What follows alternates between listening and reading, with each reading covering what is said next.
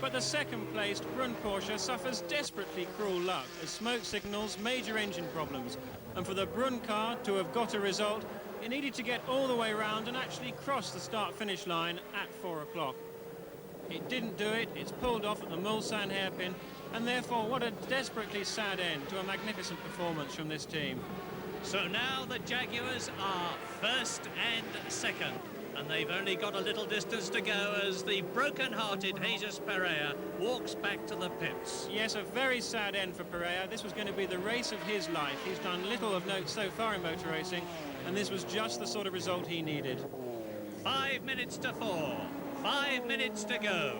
A lot can happen in that time, but the tradition is that the marshals wave the flags to the victorious cars, and that is exactly what they're doing as the Jaguars are almost home.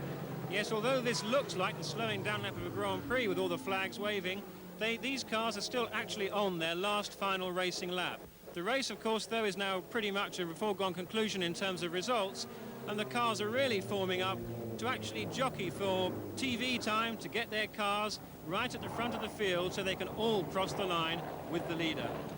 But none of them are being arrogant enough to pass the two Jaguars who proudly lead the procession, which is now, of course, going so much slower, home to the pit lane. A pit lane jammed with those 50,000 British spectators waving their flags, ready to greet their heroes home. They pour onto the track, and that means to say that the Jaguars and none of the others are going to be actually able to cross the line. And a final touch of irony as the leaders, who having kept off the curbs for the full 24 hours, now have to cross them having missed the pit entry lane as they come up towards the Parc Fermé where the cars will be impounded.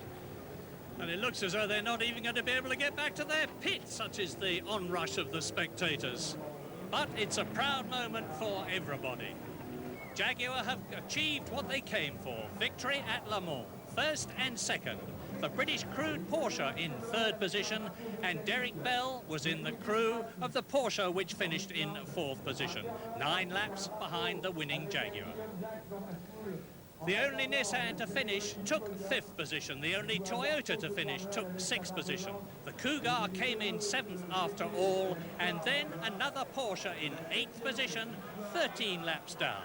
A marvellous win for Jaguar and a marvellous result for Tom Walkinshaw.